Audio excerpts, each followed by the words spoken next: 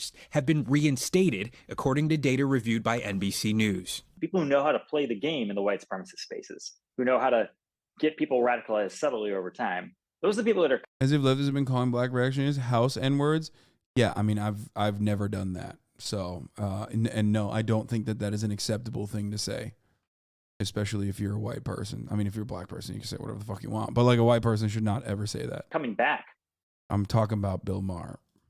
Andrew Anglin, the founder of one of the most influential neo-Nazi websites, just one of hundreds of formerly banned users, now back on the platform after Musk's Thanksgiving tweet that amnesty begins next week.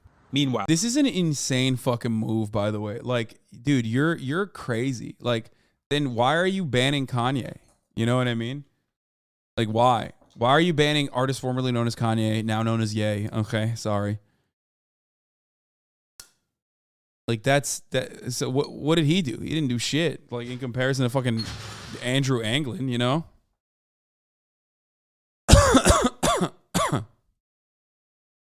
I have 5 hours of your day. FD Signifier has a really good vid on why he won't do a vid on Ye and Kyrie. I already talked to FD Signifier on why he won't do a vid.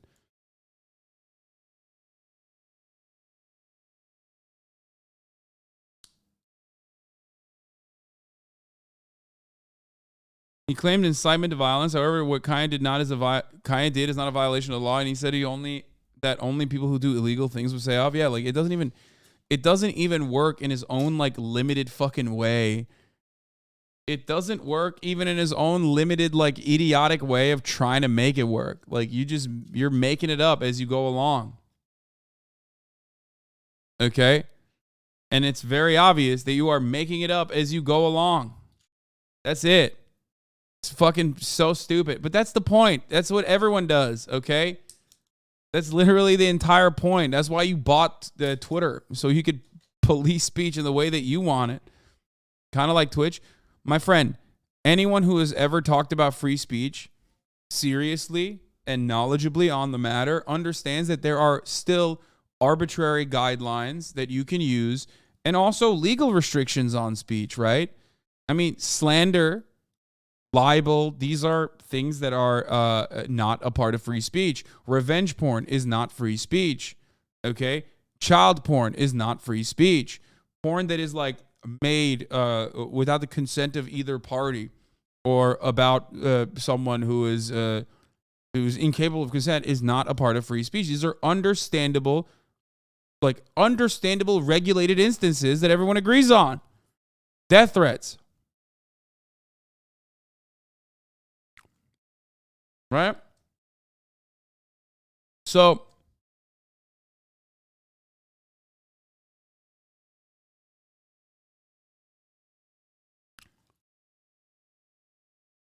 there it is. That's the reality. You need to understand that. Okay? And then there's also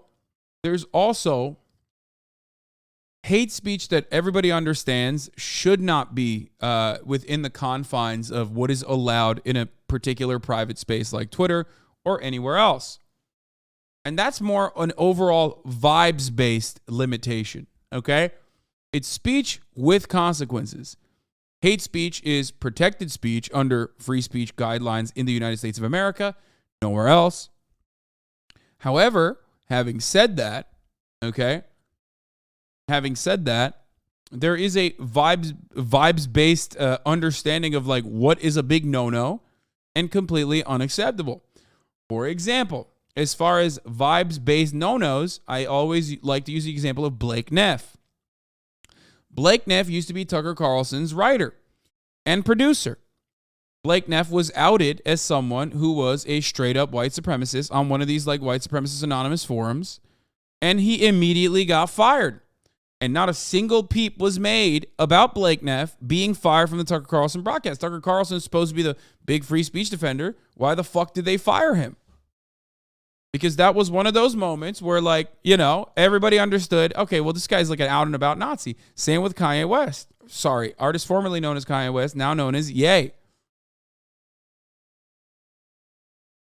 When you go out and you just straight up say that you're a Nazi, then everyone is like, oh, okay.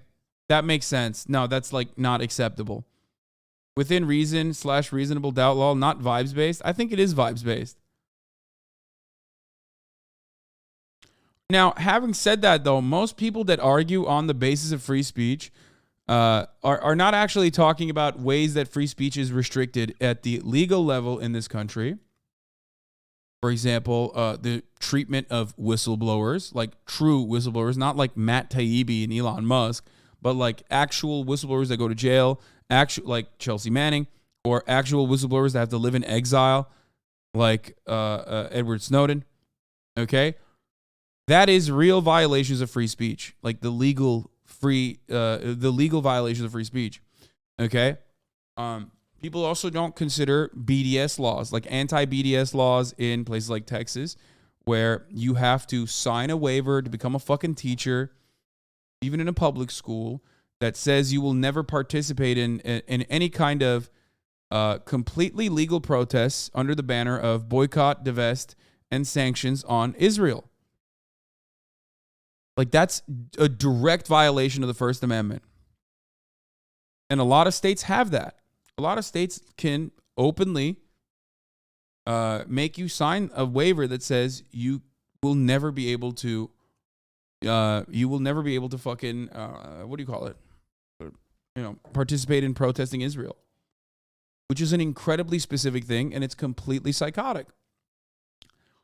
Okay, you actually need to do that in the U.S.? Yes, a lot of states have it, which is crazy. So,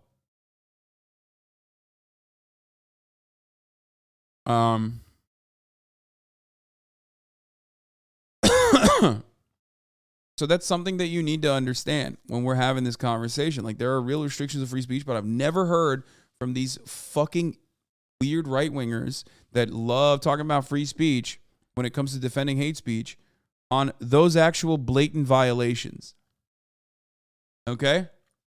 While the billionaire cutting the company staff, including those dedicated to monitoring abuse and hate speech. Musk is setting a tone of permissibility for the kind of behavior that had people shown the door in the first place. After Musk acquired the site, slurs against Black Americans tripled.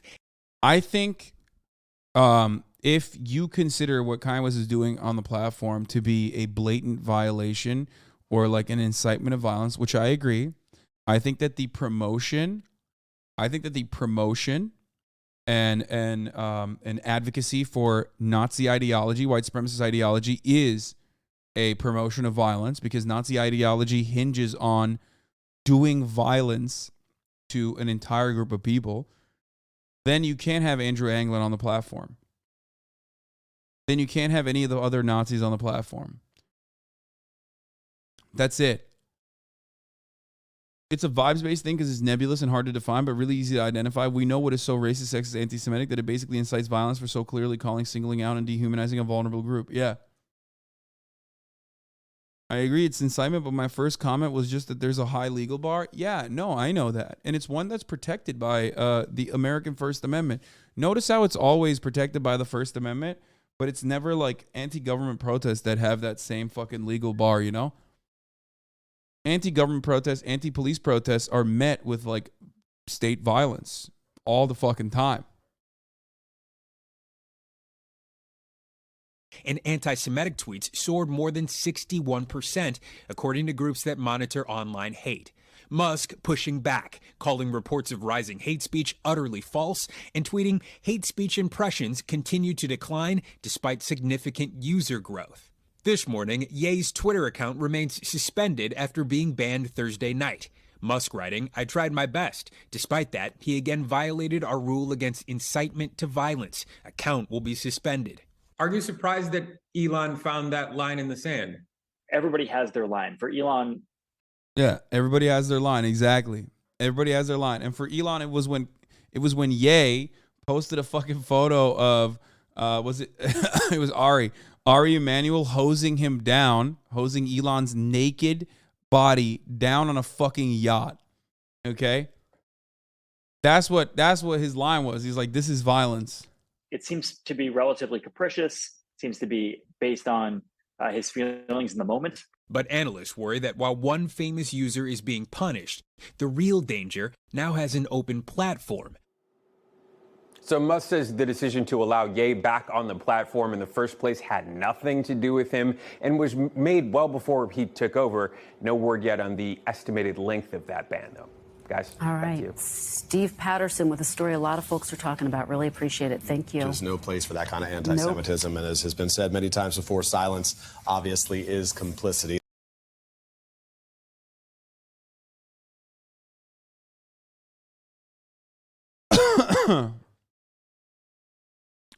Elon's line is what hurts his pockets. He'll eventually reinstate most of Twitter's OG rules because he won't get advertised otherwise. I mean, we'll see.